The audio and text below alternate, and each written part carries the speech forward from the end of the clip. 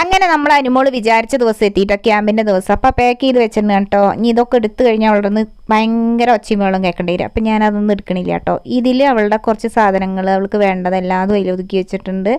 പിന്നെ ടീച്ചർക്ക് ഫണ്ട് കൊടുക്കാനുള്ളത് ഒരു പേഴ്സിലും വെച്ചിട്ടുണ്ട് വേറെ കേട്ടോ.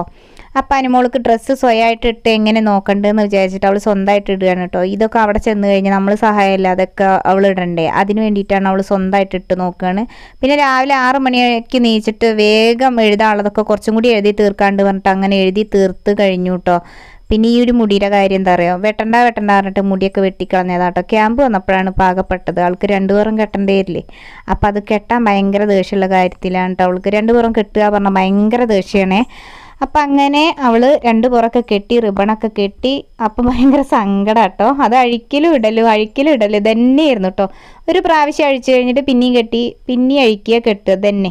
അങ്ങനെ വെള്ളമൊക്കെ നിറയ്ക്കാനുള്ള റെഡി ആയിട്ട് അവൾ എല്ലാതും കഴിഞ്ഞിട്ട് വെള്ളമൊക്കെ നിറച്ച്, അവിടെ വെള്ളം കിട്ടില്ല കേട്ടോ. അങ്ങനെ വെള്ളമൊക്കെ നിറച്ച് ഞങ്ങൾ പുറത്തേക്ക് ഇറങ്ങിയിട്ട് അവളെല്ലാം കഴിഞ്ഞിട്ട് പുറത്തേക്ക് ഇറങ്ങി. അങ്ങനെ ഞാൻ വാതിലും ഇതൊക്കെ പൂട്ടിയിട്ട് ഉണ്ണീസ് വരുമ്പോഴേക്ക് വേണം എനിക്ക് വേഗം എത്തണം. അപ്പം ഞാൻ അനുമോളെ കൊണ്ടേക്കി കഴിഞ്ഞിട്ട് അവരെ ബസ്സൊക്കെ പോയിട്ടേ ഞാൻ പോരുള്ളൂ എന്ന് വിചാരിച്ചിട്ട് വാതിലൊക്കെ പൂട്ടി ലൈറ്റൊക്കെ അടച്ച് ഞാൻ പുറത്തേക്ക് ഇറങ്ങുക കേട്ടോ.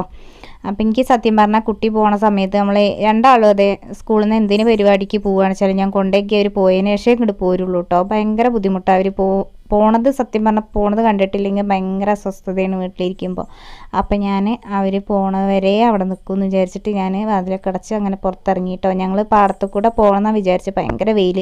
അപ്പം അങ്ങനെ ഓട്ടോറിക്ഷ ഏൽപ്പിച്ചിട്ടുണ്ട്. അപ്പം അങ്ങനെ ഓട്ടോറിക്ഷക്കാർ വന്നു കഴിഞ്ഞാൽ വേഗം പോയിട്ട് ഒരു 3 മണിയാകുമ്പോഴേക്കാണ് അവരവിടെ എത്താൻ പറഞ്ഞിട്ടുള്ളത്. അപ്പം അങ്ങനെ അവിടെ എത്തിയപ്പോൾ കുറച്ച് കുട്ടികളൊക്കെ വന്നിട്ടുണ്ട് കേട്ടോ. അപ്പോൾ അവളുടെ കൂട്ടുകാരത്തിയോട് വർത്തമാനം പറഞ്ഞ് നിൽക്കുകയാണ്. അതാണ് ഇങ്ങനെ തിരിയാത്ത കേട്ടോ. അപ്പം അങ്ങനെ അവളുടെ മോനിഷയാണേ ആദ്യം കണ്ട കുട്ടി. അപ്പം അങ്ങനെ അവളുടെ കൂട്ടുകാരത്തികളൊക്കെ ഒന്ന് പോയി കണ്ടു. കുറച്ച് കുട്ടികൾ ക്ലാസ്സിൽ വന്നിരുന്നു, അവരൊക്കെ പോയി കണ്ട്. പിന്നെ നമ്പർ വിളിക്കുകയാണ് കേട്ടോ. ഓരോ കുട്ടികളുടെ എത്ര കുട്ടികൾ വന്നു എന്നുള്ളതൊക്കെ അറിയാൻ വേണ്ടിയിട്ട് നമ്പർ വിളിക്കുകയാണേ.